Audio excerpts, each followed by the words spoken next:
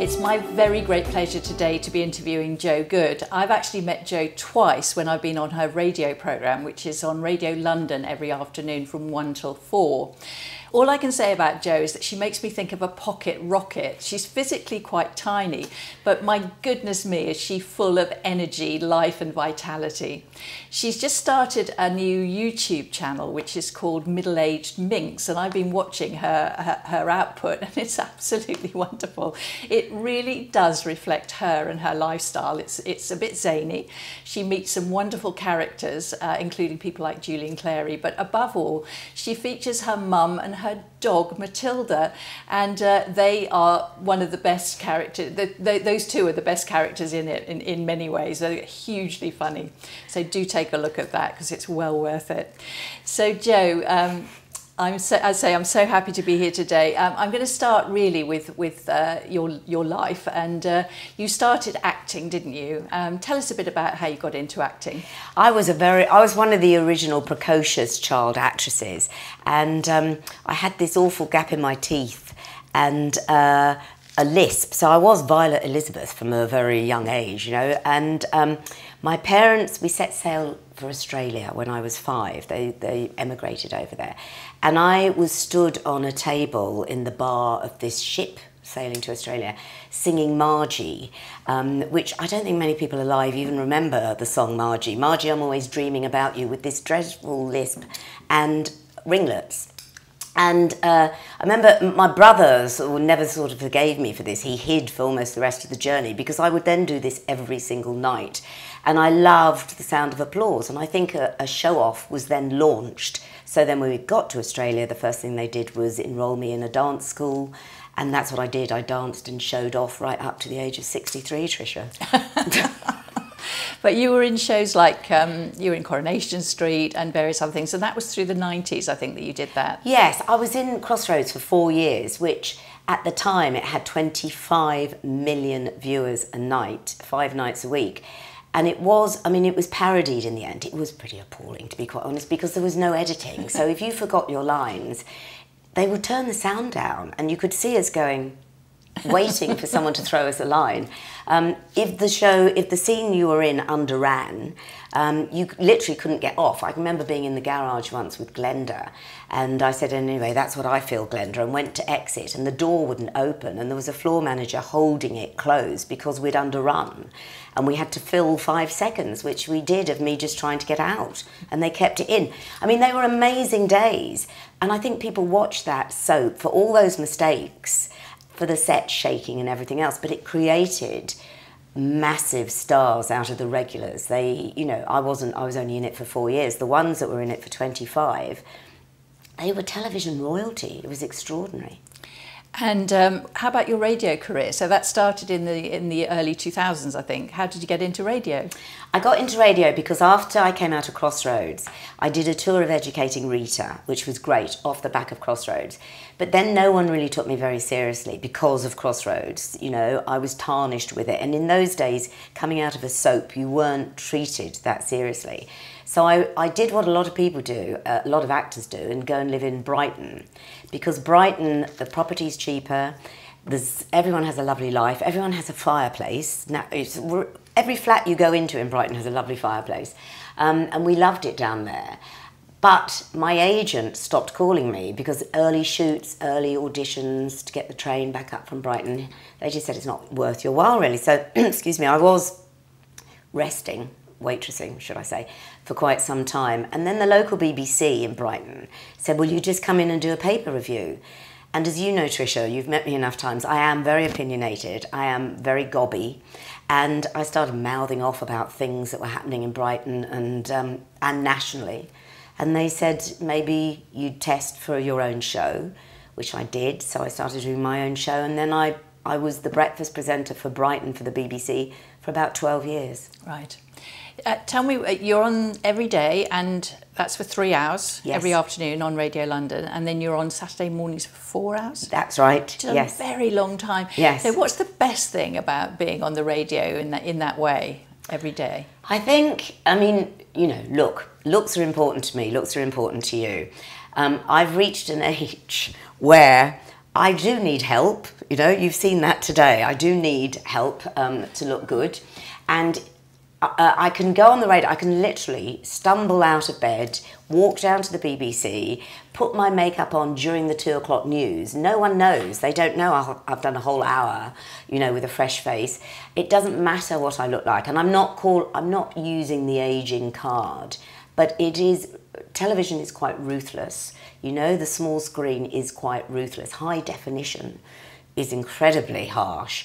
Radio, no one knows what I look like, what I'm wearing or anything else. And I quite like the fact there's that anonymity, but at the same time, people who listen to the radio, that station is their friend. They trust it and they listen to it every day, hopefully. Yeah. And do you get lots of feedback from your listeners? And do you know that changed? Because I can remember doing a show on the radio in Brighton on the internet, and I actually said the immortal line, I don't think this will last. Well, now, you know, I get feedback from the moment I come on air. There will be texts. If I tweet what I'm going to be talking about before I've come on air, there'll be people waiting to speak to me on the phone, emails, texts, and phone calls. So, yeah, it's so interactive, and that's technology. Digital changed everything in broadcasting. Yeah. I watched one of your YouTube videos last night and was absolutely open-mouthed at your flexibility thanks to yoga. You're fantastic. I was so impressed. So tell us a little bit about the importance of yoga in your life. I think, basically I was showing off, wasn't I, doing that? Which is not yoga, by the way. It's quite un-yogic to put a camera and say, look what I can do. My mum, who's 93, was a yoga teacher up until the age of 87. And I was very much of the aerobic generation. You know, I thought I have to bounce around to loud music, and I couldn't work out what she was doing. I thought it was quite floppy, you know. And then I would follow her, and she came and taught at a radio station. She came and did a lunch hour session, and we were all bitten by this bug. This was probably about 25 years ago, something like that, 20 years ago. And I suddenly realised it comes to you at the time when you want it to. So I needed flexibility of mind at that point, as well as body. I was quite rigid in thinking I'm not successful as an actress, I'm not getting the work I want, you know, I'm hanging on to my radio job, I'm so terrified someone younger is going to come in and sit in my chair. And I didn't have a flexible mind at all. And yoga gave me that flexibility of mind through a flexible body. It's quite, we were talking earlier when we came on, because you've studied it. It's a powerful medicine. And in the end, you crave to do it. And that's when it's nice. When you wake up in the morning, you think, I really need to do my yoga, because it's like servicing a car. Then I'm ready to take on the day. Yeah. And I try to do it at 7:30 in the morning over the other side of London. Yeah, and you do that most days. I do, yeah, every day. Which is incredibly impressive, I think. Did you find your practice of yoga really helped you when you very sadly lost your partner at the very young age of 53? How did that help you at that time?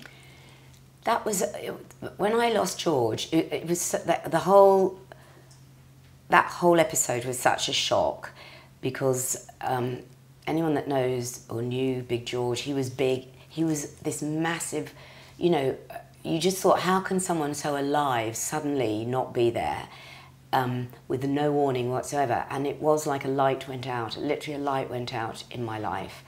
And I'd introduced him to yoga, and because he was such a big man, and he used to carry me around, he literally would just, you know, I'd be wearing these ridiculous shoes to go to the theatre, and he'd just say, come on, I'll carry you, and he would carry me home. And he, you know, so he had this quite muscular physique, which isn't always good for yoga, and I made him go to yoga with me, and I made him go to a session in New York where we had to wrap crepe bandages around our head. To this day, we've never had to do that again. I've never been in a yoga class again. And he caught my eye, and we were like, we can't laugh, you know, we're here in the centre of New York doing forward bends with bandages around our heads. And that was truly one of the happiest days of my life, because I love yoga, I loved him, we were in New York, it all happened at once. So I have that memory. I have that memory of him when I do my yoga class. And there's a thing in yoga where when you do a balance pose, they call it a visualization, and they say use something you love to visualize, and I use him to do that. So if I'm doing tree pose and I want to keep my balance, I think of him with bandages around his head in New York. And it focuses me. Yeah, that's a lovely story. It really is. So you've mentioned your mum already, who's 93. As I say, she also features, and she's hilarious. She's so unconsciously hilarious, which is lovely.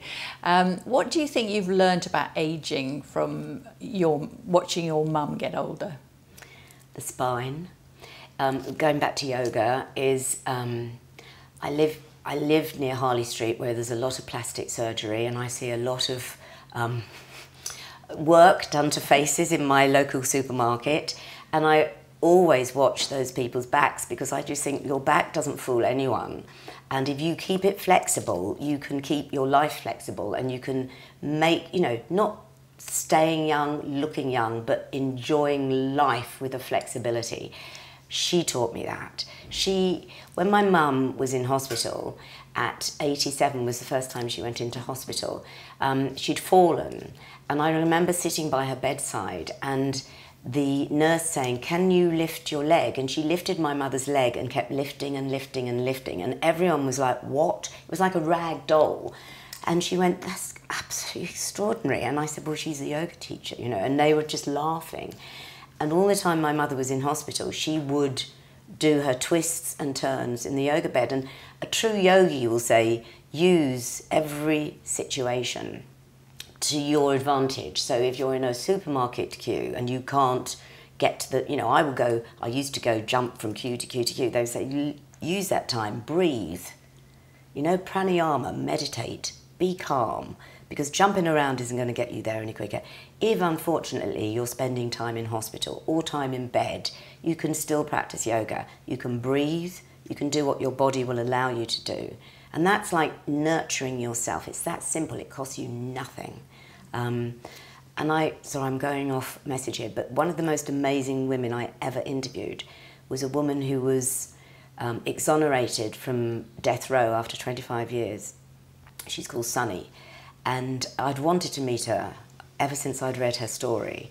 And she'd been arrested for a murder that she was exonerated from in the final hour, actually, of being electrocuted. And she said, I was in a cell, I didn't even have the length of a cell to lie down because there was a sink in the way.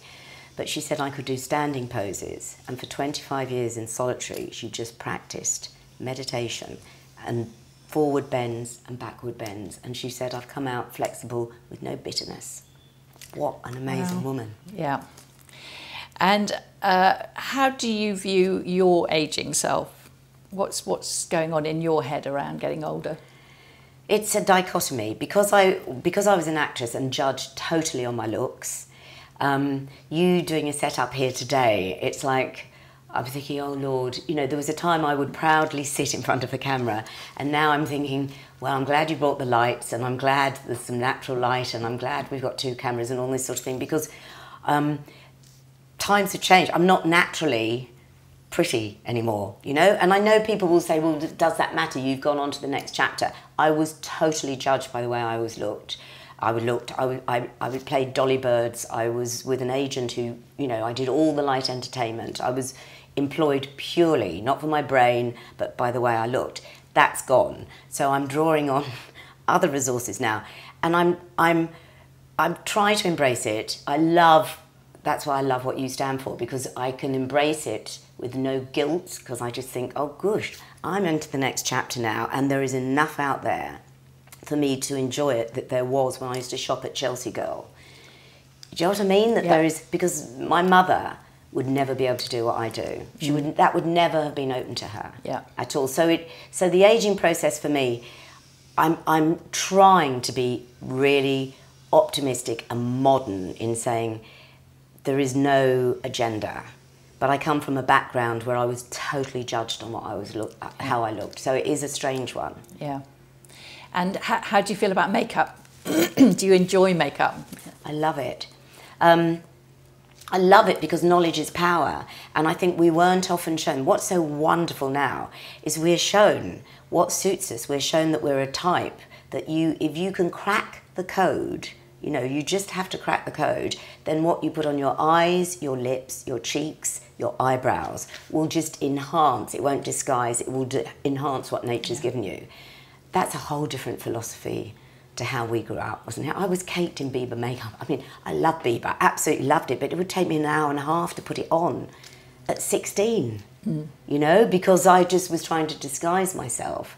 Whereas now, I just think, okay, play up the good bits, and knowledge is power. We're taught, we're shown, there's enough access out there for you to find all that information. Isn't that wonderful?